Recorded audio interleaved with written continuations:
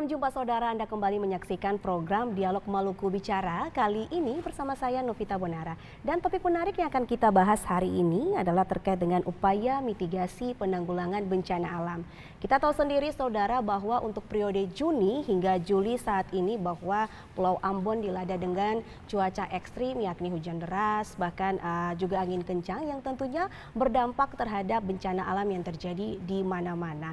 Dan untuk membahas sejauh mana kira-kira perkembangan cuaca yang sebenarnya seharusnya terjadi di Pulau Ambon saat ini dan bencana apa saja yang sudah terjadi di Kota Ambon hingga mempengaruhi dampak lingkungan dan penanggulangan ataukah mitigasi bencana alamnya sendiri. Dan untuk membahas lebih lengkapnya saat ini sudah hadir di program Maluku Bicara kali ini ada Bapak Kamari SPMkom selaku Kepala Stasiun Meteorologi Patimura Ambon. Salam jumpa Pak di Studio TVRI. Dan juga sudah hadir Pak Feral Puturuhu selaku akademisi sekaligus pengurus Ikatan Ahli Bencana Indonesia. Salam jumpa di Studio TVRI Pak Feral. Ya, gimana Pak kabarnya, sehat? Baik, sehat. Baik, ya. Dan saudara nanti sebentar lagi kita akan kedatangan dari BPBD Kota Ambon yang tentunya akan menyampaikan kepada pemirsa TVRI kira-kira bencana alam apa saja yang telah terjadi di Kota Ambon dan upaya mitigasi bencana yang sudah dilakukan oleh pemerintah Kota Ambon, dalam hal ini BPBD Kota Ambon. Dan langsung saja saya mulai dari Pak Kamari nih Pak. Ya. Kalau kita melihat bahwa dari bulan Juni, periode Juni hingga Juli saat ini Pak, kondisi cuaca di Pulau Ambon ini sepertinya sangat ekstrim. Hujan deras, angin kencang, bahkan mengakibatkan terjadinya bencana alam di mana-mana. Sebenarnya Pak, untuk data dari BMKG sendiri, periode untuk Juni dan Juli kondisi cuaca di Pulau Ambon ini seperti apa Pak? Bisa dijelaskan? Baik, terima kasih. Jadi perlu saya sampaikan khususnya untuk masyarakat Maluku secara luas. Sebenarnya untuk di Maluku itu tanda-tanda untuk kita awali masuk musim hujan itu sudah nampak di bulan-bulan April. Ya, di situ nanti akan ada namanya transisi pergerakan angin. Jadi kalau orang Ambon dan Maluku membahasakan angin timuran. Nah, walaupun sebenarnya kalau kita perhatikan secara analisis itu angin dari Tenggara, dari Tenggara masuk. Itu terjadi transisi di bulan April. Nanti akan semakin intens, signifikan di bulan Mei. Jadi pada saat itulah kita sudah masuk musim hujan. Jadi di April kurang lebih di dasarian kedua, nanti selanjutnya sampai masuk di Mei, itu kita sudah masuk musim hujan, periode hujan. Nah, nanti semakin meningkat atau ekstrim itu kalau data dari kami, Stasiun Meteorologi Patimura Ambon, itu nanti ada di bulan Juni dan bulan Juli. Puncak? Ya, itu kalau kita boleh bilang puncak untuk bulanan itu di bulan Juni dan Juli. Nah, nanti di bulan Juni dan Juli ini biasanya nanti akan ada hari-hari tertentu memang yang intensitasnya sangat ekstrim. Beberapa kali ada hari-hari yang ekstrim. Nah, itu kita selalu menyampaikan, selalu mendiseminasikan kerjasama kami dengan teman-teman dari tim BPBD. Kami selalu intens, selalu menyampaikan, bahkan beberapa kali mengadakan rapat untuk menyampaikan penetapan status siaga bencana. Nah, itu biasanya kita akan selalu mengupdate setiap 14 hari sekali atau 2 minggu. Dan kami sudah melaksanakan rapat itu kurang lebih 3 kali. 3 kali mengadakan pertemuan bahwa menyampaikan kewaspadaan kepada masyarakat di bulan Juni-Juli ini adalah curah hujan yang sangat tinggi, seperti itu. Baik. Kalau kita melihat Pak untuk periode 2025 yang tadi disampaikan untuk memang Maluku atau Pulau Ambon saat ini periodenya memasuki cuaca hujan, gitu ya Pak? Iya. Untuk tahun kemarin dengan tahun ini Pak, jika dibandingkan atau dikaji oleh BMKG sendiri, apakah intensitas cuaca untuk periode ini lebih ekstrim jika dibandingkan dengan tahun 2024 Pak Kamari? Ya, baik. Jadi untuk di Juni dan Juli ini memang periodisitas dan kami mencatat bahwa untuk intensitas curah hujan di tahun 2025 ini dia di atas normal, artinya dia melebihi atau lebih tinggi dari rata-rata curah hujan yang ada di Pulau Maluku. Jadi kita punya data time series kurang lebih 30 tahun, kita rata-ratakan, terus kemudian nanti akan muncul namanya rata-rata bulanan. Nah, rata-rata bulanan ini kita bandingkan dengan curah hujan yang ada di tahun 2025 ini, dia kecenderungannya di atas normal, artinya lebih tinggi. Nah, ini yang artinya kami sudah sampaikan juga ke Badan Penanggulangan Bencana Daerah BPBD dalam hal ini, kewaspadaan kita tetap terus dijaga, terus kemudian penyebaran informasi ke masyarakat harus tetap terus dilaksanakan. Baik. Ya. Oke, baik. Makasih Pak Kamari. Saya ke Pak Feral, Pak. Kalau tadi disampaikan dari BMKG sendiri bahwa untuk intensitas musim penghujan periode 2025 bulan Juni dan bulan Juli ini memang lebih tinggi jika dibandingkan dengan tahun kemarin. Bagaimana Pak kita ketika melihat dampaknya terhadap lingkungan sendiri? Iya, terima kasih. Dengan melihat curah hujan yang sangat tinggi di bulan Juni dan bahkan Mei kemarin juga ada beberapa hari hujan yang termasuk tinggi juga dan berdampak pada beberapa lokasi yang mengalami banjir. Maka kita lihat khusus di Ambon itu banyak kejadian bencana ya, yaitu bencana hidrometeorologi baik banjir maupun longsor. Dan bukan saja di Ambon tapi di beberapa wilayah kabupaten yang lain seperti di Maluku Tenggara juga, di Elat itu juga terjadi banjir yang sangat luar biasa. Dan kalau dilihat dari tahun-tahun sebelumnya itu belum pernah terjadi peristiwa seperti itu. Demikian juga beberapa hari kemarin di Kabupaten Seram bagian Barat itu juga terjadi banjir. Dan ini semua sebenarnya karena intensitas hujan sebagai pemicu yang sangat tinggi. Seperti yang tadi dikemukakan oleh Pak Kamari dari BMKG. Jadi ada faktor-faktor lain ya yang mempengaruhi sehingga terjadinya banjir, terjadinya longsor, ya. Tapi yang sebagai pemicu utama adalah hujan. Ya. Bukan berarti bahwa dengan hujan saja kejadian bencana seperti longsor itu bisa terjadi. Longsor bisa terjadi juga tanpa hujan jika ada terjadi gempa yang melewati wilayah-wilayah patahan yang ada, seperti beberapa contoh yang sudah ada di Pulau Ambon. Ya, jadi memang dengan intensitas hujan yang menengah sampai tinggi di bulan Juni ini sudah banyak bencana yang hidrometeorologi yang terjadi ya, bencana hidrometeorologi yang terjadi. Baik longsor sampai kemarin pun di sekitar jam 3 dini hari ada kejadian longsor yang memang sangat luar biasa berdampak ya bagi masyarakat di Galala Hatiwe Kecil. Dan itu menjadi catatan berharga bagi kita untuk bagaimana kita melihat, kita membangun kesiapsiagaan di tengah-tengah masyarakat. Itu. Baik. Kalau tadi telah disinggung Pak Kamari oleh Pak Feral terkait dengan ini juga salah satu pemicunya yakni bencana hidrometeorologi. Apakah betul Pak kita sudah memasuki fase atau yang dinamakan bencana hidrometeorologi ini Pak? Silakan. Iya, baik. Iya benar. Hidrometeorologi sendiri itu kalau kita lihat kalimatnya kan hydro. Jadi air ya, masa air, kemudian digabung dengan meteorologi cuaca ya. Jadi memang bencana yang terjadi di Pulau Ambon ini akibat dari cuaca yang ekstrim, curah hujan yang sangat tinggi, dampaknya itu berbagai macam, baik itu langsung maupun tidak langsung ya. Langsung itu saya melihat seperti longsor, banjir, kemudian pohon tumbang. Kemudian dampak yang tidak langsung kita juga melayani untuk transportasi udara penerbangan. Nah itu beberapa kejadian kami juga dihubungi dari General Manager Airnav, beberapa kali terjadi pesawat yang tidak bisa landing di Patimura, akhirnya mencari alternatif untuk bisa landing yang lebih dekat. Jadi ada beberapa maskapai yang tidak bisa landing. Nah ini juga akibat dari kondisi cuaca yang buruk tadi. Nah, artinya apa? Dampak dari hidrometeorologi ini sangat luas begitu.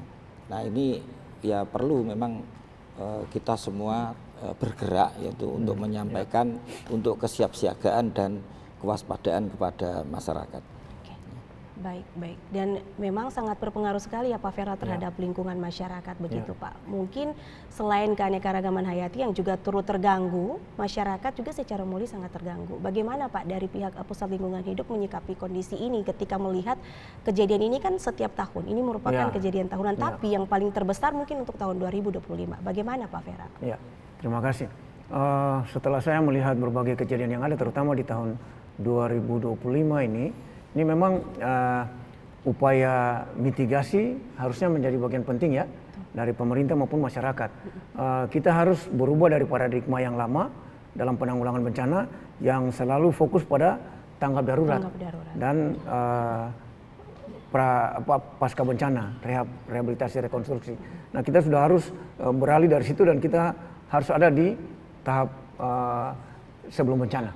Dalam hal ini mitigasi dan kesiapsiagaan. Karena ini penting. Kalau saat ini kita berbicara banyak bencana yang terjadi di Ambon maupun Maluku, ya kita sudah lebih banyak ke tahapan tanggap darurat. Dan nanti kita berpikir untuk bagaimana rehabilitasi, rekonstruksi. Nah, mungkin dengan catatan peristiwa atau kejadian bencana yang ada di tahun 2025 ini yang belum akhir musim hujan, tapi kelihatan intensitas bencana hidrometeorologi itu semakin tinggi. Nah, itu bagaimana pemerintah dan masyarakat sudah harus berpikir untuk upaya mitigasi dari saat ini. Jangan sampai nanti kita beralih ke tahun 2026, memasuki bulan Mei, baru kita berpikir untuk bagaimana mitigasi. Sudah banyak kajian ya yang dilakukan oleh kami dari akademisi, terutama waktu saya menjabat sebagai Ketua Pusat Penelitian Bencana Unpati dengan pemerintah Kota Ambon maupun pemerintah kabupaten kota terkait dengan bencana hidrometeorologi. Itu dari tahun 2018 sampai tahun 2022 itu kita melaksanakan pemetaan wilayah rawan banjir ya untuk 5 das di Kota Ambon, dari Wairuhu, Batu Merah, Waitomu, Batu Gantong dan Batu Gajah. Jadi itu sudah ada hasil kajian. Kita sudah menilai kenapa sampai banjir di 5 das itu biasa terjadi dan apa yang harus kita upayakan sebagai upaya mitigasi daripada ke-5 das itu sehingga bisa meminimalisir kejadian bencana yang banjir yang terjadi. Demikian juga longsor. Itu kita sudah lakukan kajian itu, terutama saya sendiri dalam penelitian yang dilakukan itu dari 2013. Bapak Ibu tahu bahwa 2013 itu longsor yang sangat masif terjadi di Pulau Ambon, terutama di Jasira Lei Timur. Dan itu hampir sebagian besar ke-4 kecamatan yang ada di Kota Ambon itu terdampak. Ya. Dan peristiwa itu dia tetap akan berulang seperti itu dan yang kita alami sekarang. Karena memang karakteristik wilayah kita di Pulau Ambon ini dari sisi geologinya, sisi tanahnya, dari kemiringan lereng, terus penggunaan lahan yang ada, ya itu hampir sama. Waktu saya meneliti kejadian longsor itu didapati bahwa karakteristik itu tidak berbeda. Sampai yang ditemukan kemarin di Galalahatio kecil, waktu saya tinjau kemarin itu memang seperti itu. Jadi litologinya loss material, semua itu loss material sehingga dia mudah lepas. Terus tanah yang ditemukan itu ambil tanah kambisol, tanah-tanah yang sementara berkembang. Terus kelerengan itu dia lebih besar dari 30%. Lalu penggunaan lahan itu yang banyak ditemukan itu pemukiman dan kebun campuran. Artinya bahwa di penggunaan lahan situ sudah ada aktivitas manusia, campur tangan manusia itu sangat tinggi. Sehingga dia mengganggu stabilitas tanah. Dan suatu saat dia akan mengalami longsor. Ya, apalagi kalau masyarakat sekitar tidak memperhatikan lingkungannya, ada retakan-retakan tanah yang terjadi. Nah itu meningkatkan potensi terjadinya longsor yang sangat tinggi. Dia akan masuk, air masuk, dia akan jenuh dalam tanah dan karena dia berat, beban juga ada, misalnya pemukiman, ada aktivitas yang terjadi misalnya kayak kemarin tuh ada main bola tempat lapangan bola di atas itu aktivitas itu berlangsung secara terus-menerus, pada akhirnya dengan intensitas hujan yang tinggi sebagai pemicu akan terjadi longsor. Baik. Jadi itu sebenarnya kondisi kita di Ambon seperti itu, sehingga kita harus membangun kesiapsiagaan itu. Ya, Oke, baik. ya seperti itu. Ya. Kalau tadi Pak Kamari disampaikan Pak Feral mungkin terkait dengan penjelasannya telah melakukan pengkajian apa yang menyebabkan terjadinya longsor dengan beberapa hal yang tadi disampaikan. Bagaimana menurut Pak Kamari selaku pihak BMKG melihat hal tersebut? Iya, baik. Jadi kita tahu bersama di Pulau Ambon itu yang pertama kita lihat dari topografi ya. Jadi kalau topografi yang ada di Pulau Ambon ini kita tahu dataran yang rata dan lereng-lereng ya. Ternyata kan tidak hanya dataran yang merata yang dijadikan sebagai hunian pemukiman, ternyata di lereng-lereng juga sudah penuh sesak dengan bangunan baik itu tempat tinggal atau dipakai dengan aktivitas yang lain seperti yang disampaikan beliau tadi, ada aktivitas olahraga segala macam, ada bangunan-bangunan walaupun di lereng masih juga nekat membuat bangunan bertingkat. Betul. Artinya apa? Ketika di atas permukaan tanah itu terdapat beban yang cukup berat, terus kemudian kondisi tanahnya yang sudah tadi disampaikan beliau Pak Ferat jenuh, airnya sudah banyak, artinya apa, tanah itu kan kekuatannya kan lembek ya, seperti itu. Artinya apa, potensi untuk terjadinya bencana seperti longsor segala macam itu sangat tinggi. Nah ini kadang barangkali memang mudah-mudahan ke depan masyarakat tidak harus memaksakan gitu membangun di tempat-tempat lereng yang rawan. Artinya kalaupun itu dilaksanakan barangkali ada semacam izin atau kajian apakah di situ berpotensi longsor atau tidak. Nah ini kan harus nyambung antara dari penelitian dengan pemahaman masyarakat. Ya, saya sangat sebenarnya longsor ini kalau boleh dibilang dari tahun ke tahun ya tetap terjadi. Artinya, nah ini tugas-tugas kita ini termasuk dari dari kami BMKG, dari teman-teman peneliti, akademisi. Nah ini apa yang sudah dituliskan, apa yang sudah hasilnya sudah jelas bahwa tanah ini adalah tanah yang rawan-rawan longsor, ada baiknya barangkali itu disampaikan dan bisa diterapkan. Jangan sampai membangun atau membuat gedung atau segala macam yang posisinya pada lereng-lereng. Nah, mungkin barangkali seperti berarti itu. Memang yang paling utama harus ada kesadaran dari masyarakat. Betul. Artinya kan kalau sudah melihat di daerah mereka ini terjadi longsor setiap tahunnya, berarti harus ada tindakan yang dilakukan agar tidak lagi tinggal di tempat yang sama. Bagaimana Pak Feral melihat hal itu? Iya, sebenarnya itu yang harus diperhatikan oleh masyarakat. Ya, jadi kita sekarang tidak bisa bilang bahwa pemukiman di wilayah berlereng itu aman. Tidak bisa, karena sepanjang setelah kita membangun rumah atau pemukiman di daerah berlereng, terutama yang di atas 30%, itu berarti lereng itu sudah terganggu dan dia tidak kuat untuk menahan beban yang ada.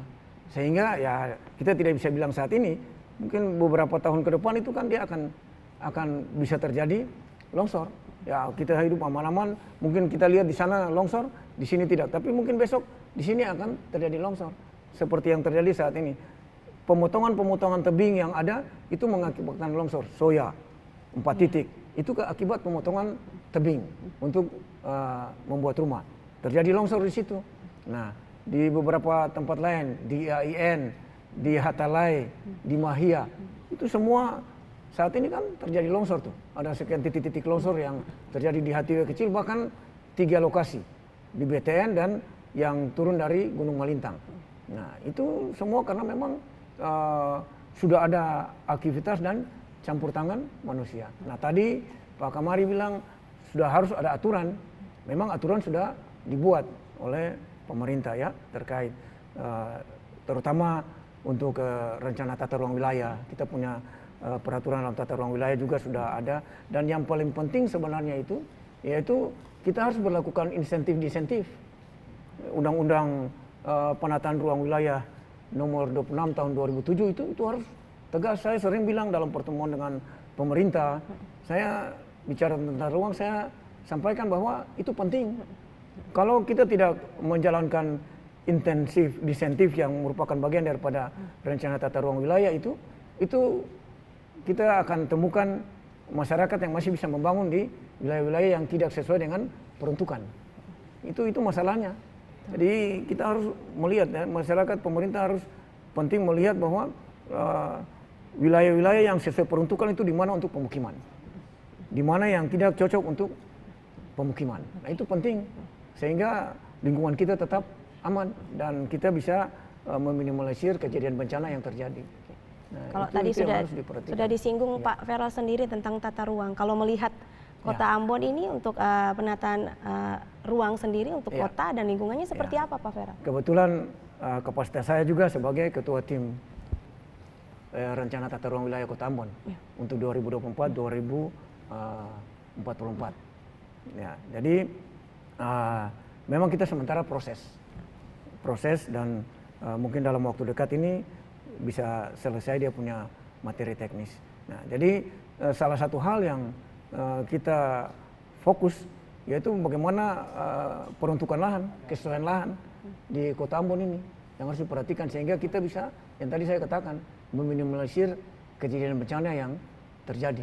Ya, terutama di Kecamatan Sirimau Nusa Indah yang dari hasil kajian risiko bencana dengan pemetaan yang ada itu termasuk risiko yang tinggi. Ya, jadi di Sirimau Nusa Indah itu risiko longsor yang sangat tinggi. Demikian juga banjir untuk Limadas itu sangat tinggi. Sehingga memang pemerintah maupun masyarakat harus memiliki upaya-upaya untuk mitigasi. Memang yang tadi saya bilang bahwa dari 2018 itu pemerintah sudah upayakan itu. Jadi kita sudah berikan rekomendasi dan bahkan sambil kita jalan dengan pemetaan wilayah rawan banjir, itu juga merupakan salah satu bagian dari program SFMRB, Sistem Flood Management River Basin untuk Limadas di Kota Ambon. Yang dimana dua hal yang penting yang mereka kaji yaitu terkait dengan penataan ruang di sempadan sungai dan yang kedua itu terkait dengan konservasi, yaitu di dalamnya dibuat cek dam, harus ada cek dam. Nah itu harus disiapkan dengan pembuatan talud. Nah, itu sebenarnya program-program yang sudah ada, tinggal ditindaklanjuti saja ya, untuk meminimasi bencana. Baik. Itu mungkin. Kalau menurut Pak Feral sendiri kira-kira sudah sejauh mana ini upaya mitigasi yang telah dilakukan oleh pemerintah Kota Ambon melalui BPBD Kota Ambon, Pak Feral? Ya. Jadi upaya-upaya mitigasi yang dilakukan yang saat ini dibuat atau dilakukan oleh pemerintah Kota Ambon, diantaranya edukasi, sosialisasi itu sudah dilaksanakan. Yang berikut juga pemanfaatan early warning system, ya, jadi fasilitas-fasilitas untuk pencegahan dini bencana itu juga sudah pemanfaatan WRS, BMKG, terus penggunaan atau pemanfaatan SPAS, jadi sistem pengukuran aliran sungai, dan sekarang sudah terbantu untuk 5 das di Kota Ambon itu dengan CCTV. Jadi waktu kejadian banjir sejak tahun kemarin itu bisa dipantau di CCTV di Command Center kantor wali kota. Jadi mereka bisa pantau kenaikan air sungai di CCTV di Command Center itu.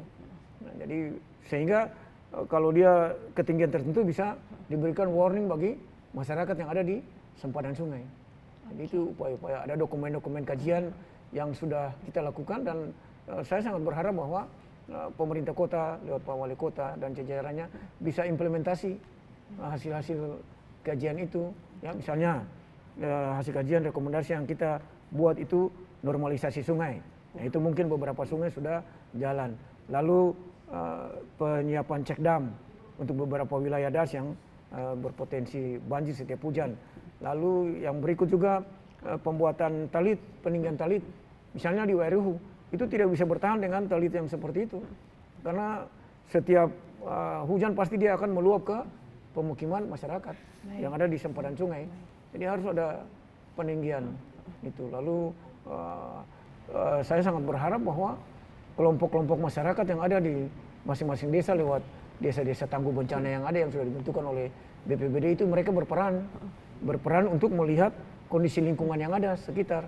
Sehingga yang tadi ada rekahan tanah, mereka bisa memantau curah hujan, mereka harus jalan cek ini ada terjadi apa di atas. Kalau ada rumah di bawah berarti mereka harus cek di atas kondisi tanahnya tuh seperti apa, sehingga bisa memberikan kesiapsiagaan bagi masyarakat yang ada pada wilayah yang rawan. Lalu yang paling penting lagi yaitu peta. Kita punya kajian risiko bencana dengan peta bahaya, peta kerentanan, peta risiko yang ada.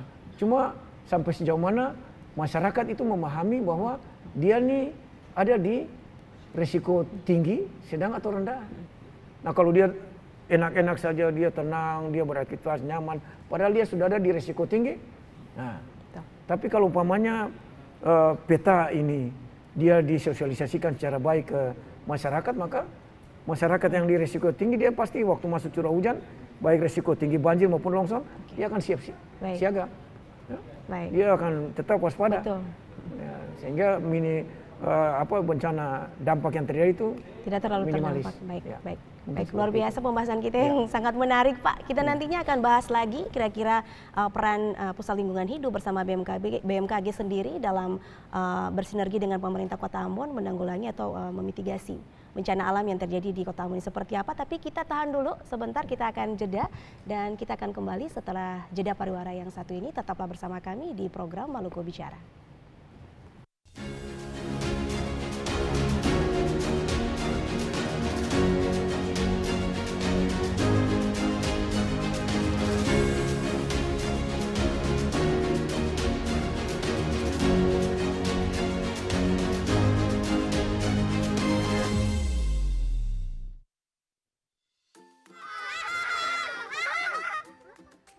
Video viral, ada tulang dinosaurus di Museum Siwalima. Masa ada dinosaurus di Ambon? Iya, benar Tomora. Juga nggak percaya kalau ada dinosaurus di Ambon. Dinosaurus sudah punah ribuan tahun yang lalu. Kok tulangnya masih ada?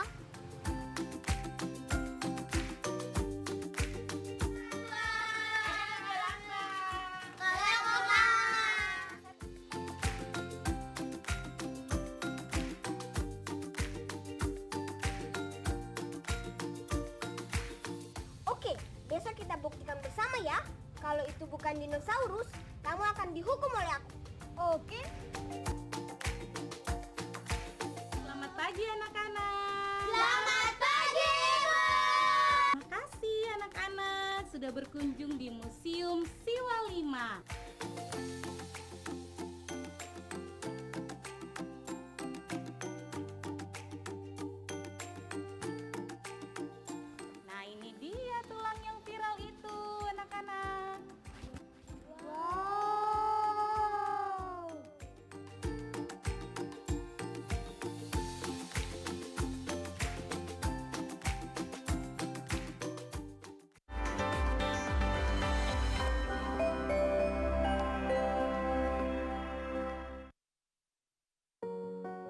Inilah Maluku, provinsi kepulauan yang didominasi oleh lautan luas yang membentang. Di wilayah ini daratan hanya serpihan kecil, tapi justru di tanah yang sempit inilah ada kehidupan tumbuh. Namun siapa sangka dari daratan kecil ada tanah yang belum dihidupkan. Orang menyebut tanah ini mati, tapi bagi Mansur Tuharia, tanah tak pernah benar-benar mati. Ia hanya tertidur.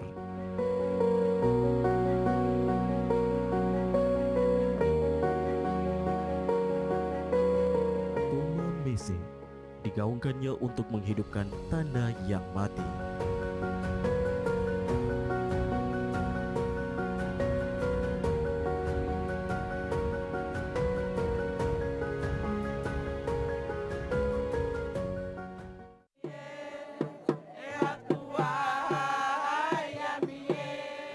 Latu Nusa itu artinya raja bagi Hatuhaha. Jadi beliau dalam statusnya selain Raja Pelau, beliau juga raja bagi Hatuhaha. Pengukuhan secara adat itu dari dunia sampai di akhirat. Sehingga raja yang dilantik itu katakanlah dia berkuasa sampai akhir hayat, tidak boleh diganggu gugat. Jadi hubungan dari dulu Pelau dan Sitawai itu, selain dari lantik raja, ada hubungan yang sudah ditentukan, bikin panas bela. Itu umpama supaya mempererakan antara kakak dengan adik.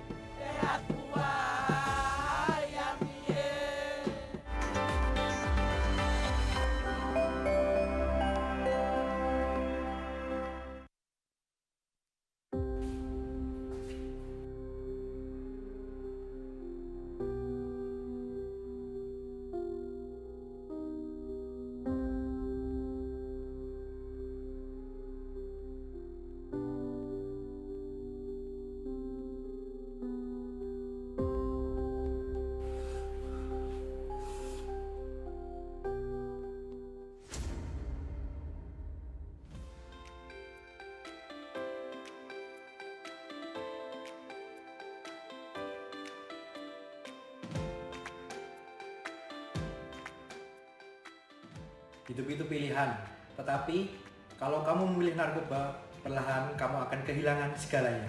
Katakan tidak pada narkoba dan pilihlah hidup yang lebih sehat.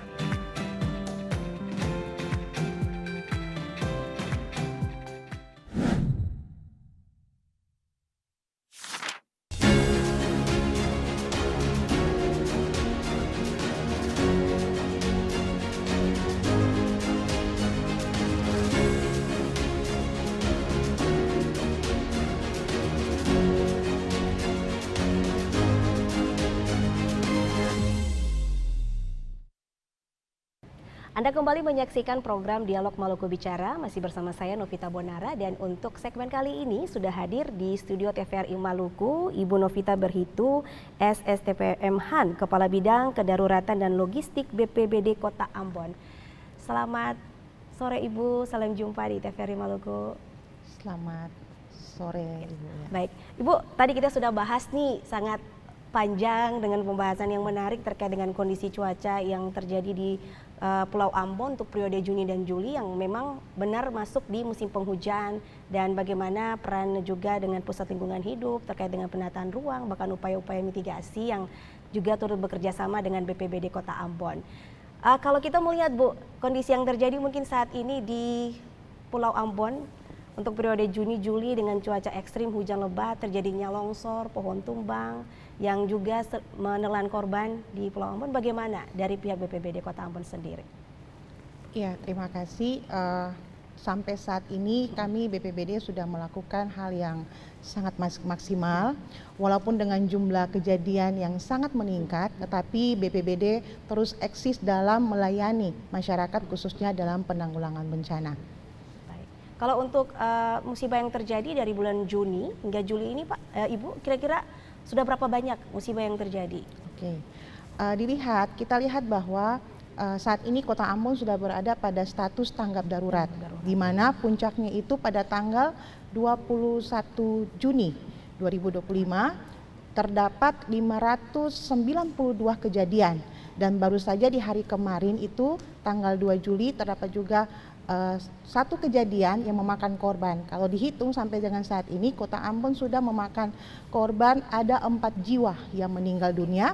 Itu dikarenakan karena kejadian bencana tanah longsor dan juga cuaca ekstrim, yaitu pohon tumbang. Namun kami terus melakukan penanggulangan bencana, di mana kita bekerja sama atau kolaborasi dengan semua pihak, lurah, raja kades setempat untuk meminta data, kemudian kita turun langsung kepada lokasi-lokasi yang terjadi bencana. Baik. Untuk jumlah kejadian 592 ini untuk periode Juni atau dari Mei, Bu? Kalau dihitung 592 itu hanya kejadian dari tanggal 21 Juni 21 sampai dengan Juni. Tanggal 2 Juli, di mana puncaknya itu tanggal 21 sampai 23, sekitar 500 lebih. Kalau dari bulan Juni di mana ditetapkan status siaga darurat bencana, itu sudah 700 lebih jumlah kejadian bencana. Luar biasa. Ya. Kalau dengan tahun 2024 ini yang paling sangat besar lebih ya, puncaknya di tahun ini. Oke, baik. Karena memang bencana itu kan kita tidak bisa memprediksi, Tapi kalau dilihat dari catatan kejadian di tahun 2025 ini merupakan suatu kejadian yang sangat cukup tinggi. Baik, Pak Kamari, kalau tadi disampaikan bahwa ini adalah kejadian yang sangat luar biasa untuk periode ini yang lebih dari 500 kejadian, Pak. Bagaimana dari BMKG? Apakah ini juga menjadi tolak ukur bahwa memang ini adalah cuaca yang sangat ekstrim untuk periode ini? Iya, baik.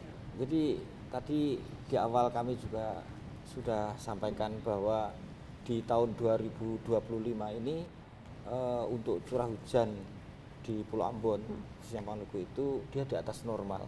Jadi artinya lebih tinggi dari rata-rata klimatologis dari yang ada di Pulau Ambon dan sekitarnya.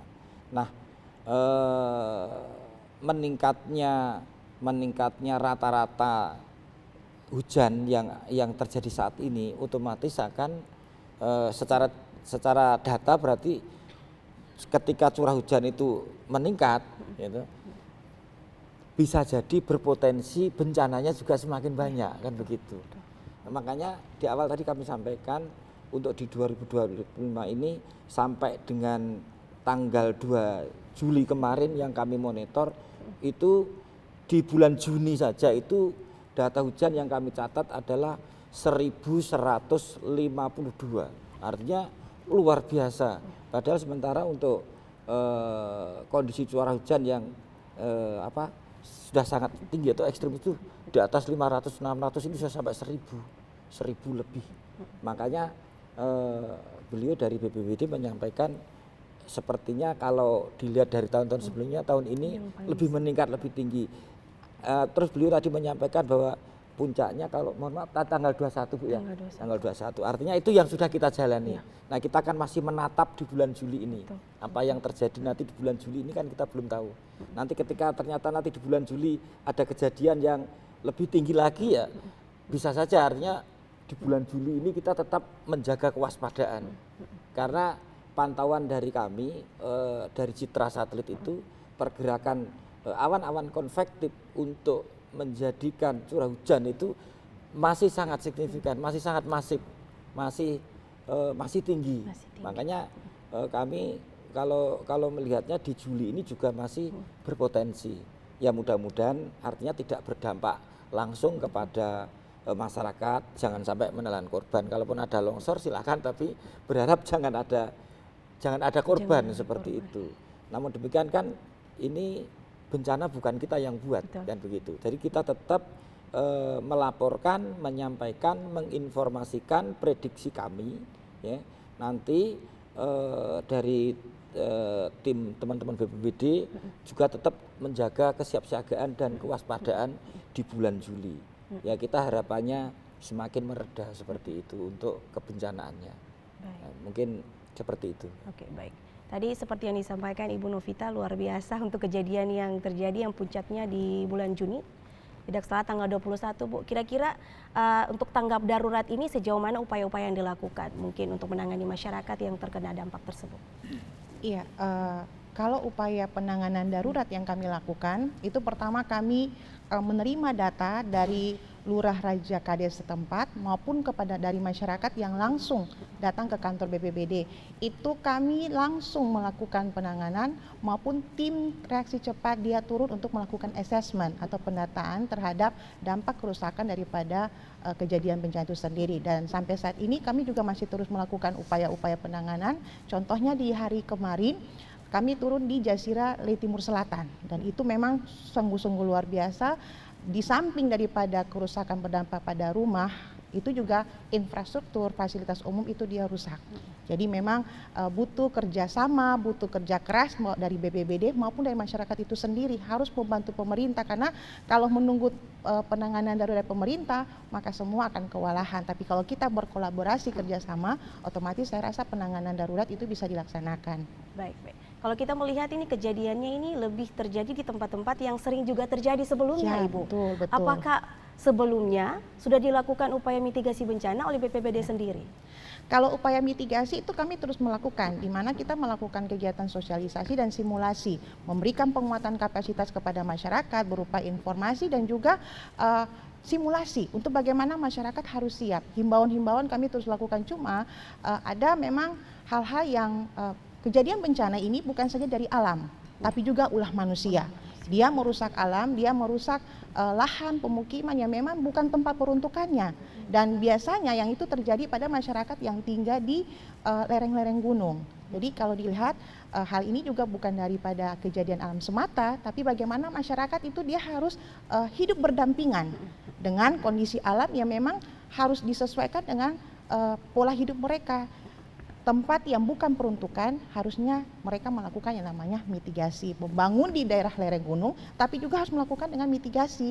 Itu yang perlu kami tekankan kepada masyarakat. Kalau sosialisasi kita sudah sering melakukan, baik dari tingkat masyarakat sampai kepada anak-anak sekolah.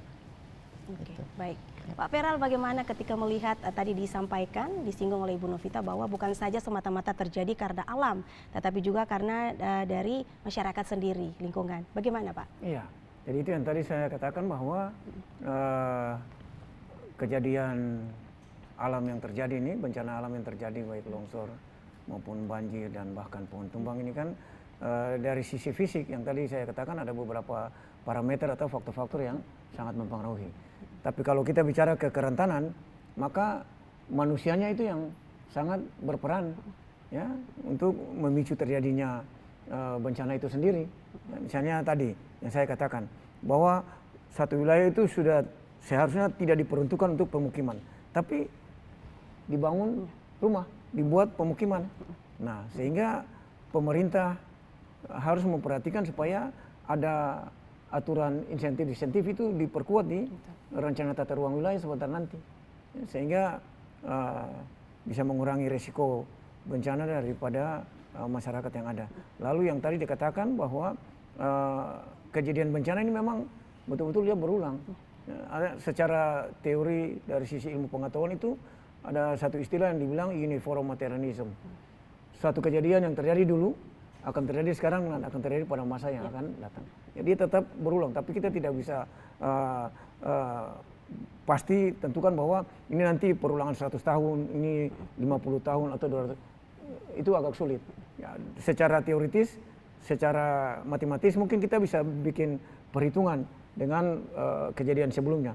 Tapi untuk pasti terjadinya secara aktual itu agak sulit. Kita tidak bisa memprediksi itu secara tepat bahwa besok ini akan terjadi longsor, besok akan terjadi banjir. Nah, seperti kejadian kemarin di Galal Hati Kecil.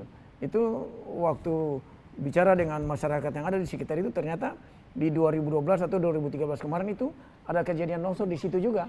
Walaupun dalam skala yang kecil. Nah, sebenarnya dengan kejadian itu masyarakat harus waspada. Harus tetap memiliki kesiapsiagaan bahwa satu-satu akan terjadi longsor lagi. Tapi kan semua terlena. Akhirnya bencana masif yang lebih besar dari yang terjadi 2013 itu dialami. Baik. Mungkin seperti itu. Baik. Ya. Kalau untuk peran dari lingkungan hidup sendiri seperti apa bersama dengan pemerintah kota mungkin sejauh ini? Ya.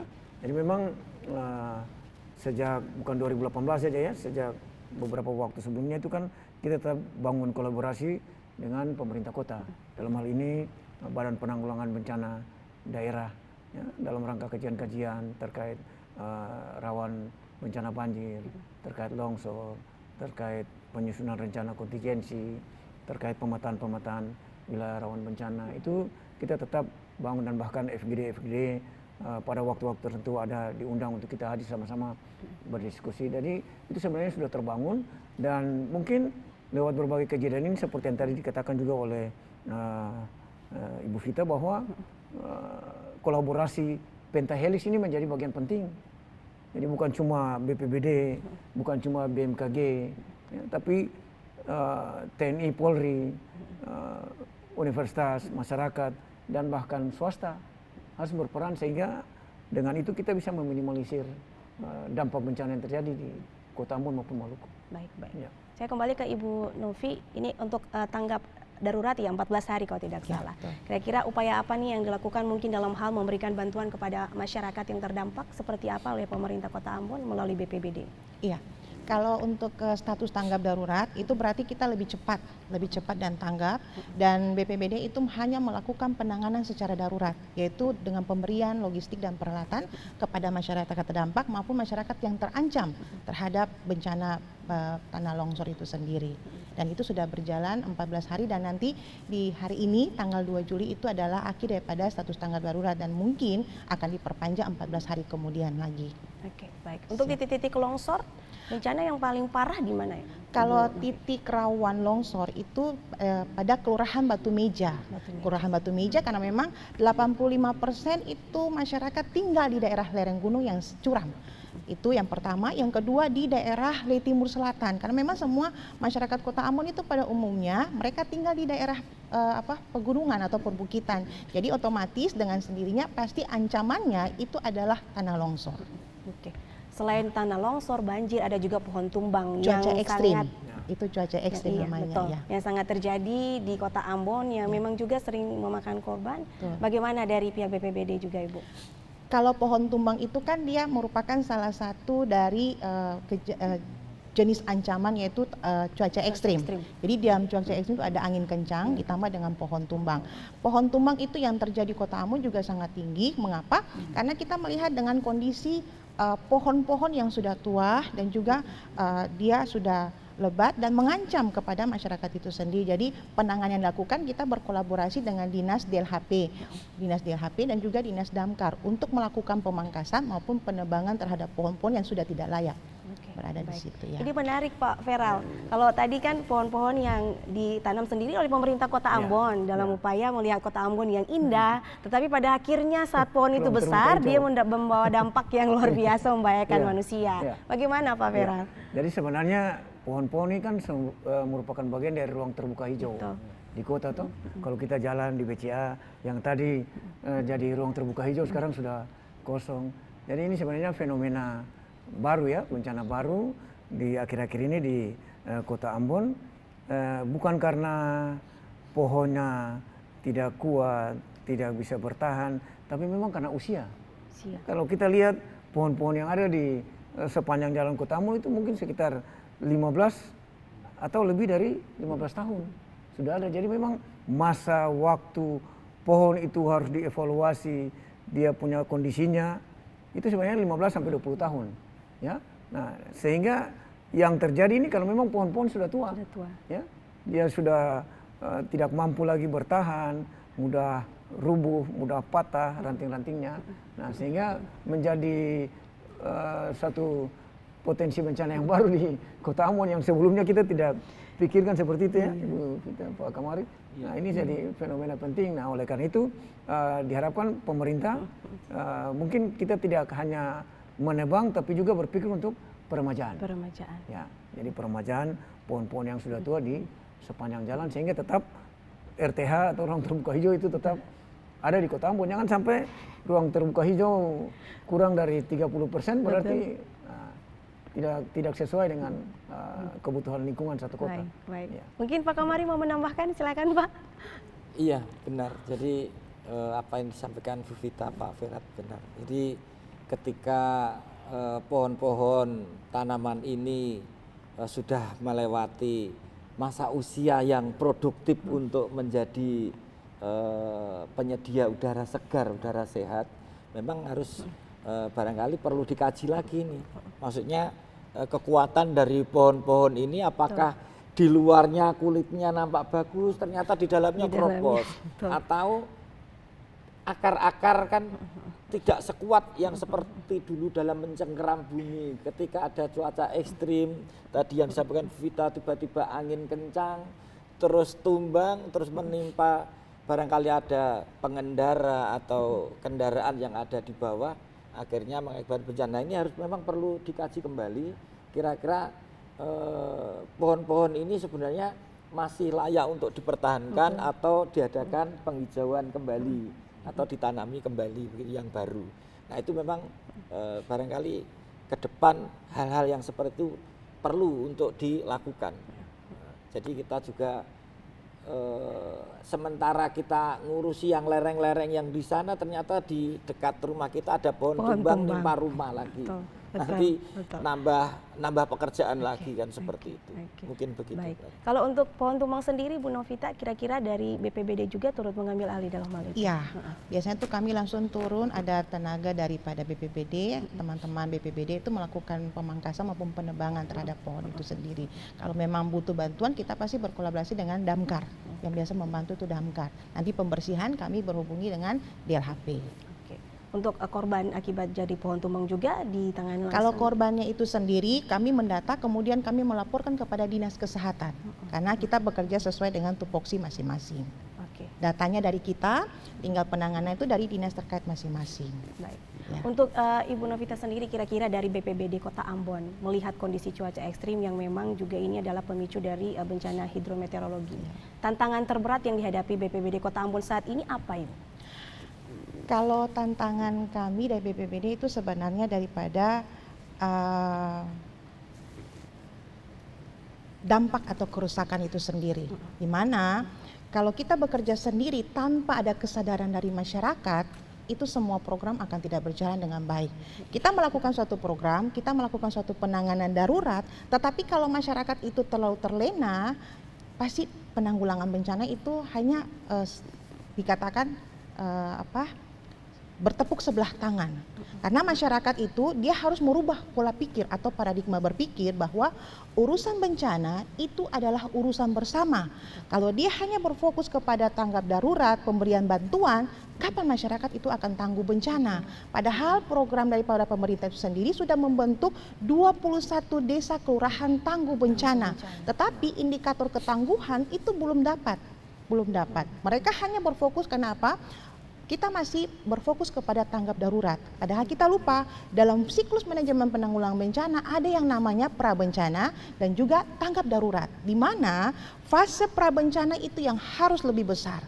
Masyarakat kalau sudah tahu pada misalnya musim hujan akan terjadi pada bulan Juli sampai bulan Agustus, dia sudah harus meningkatnya itu pada prabencana. Bukan tunggu terjadi dulu baru dia melakukan yang namanya pencegahan atau penanggulangan, itu pasti terlambat.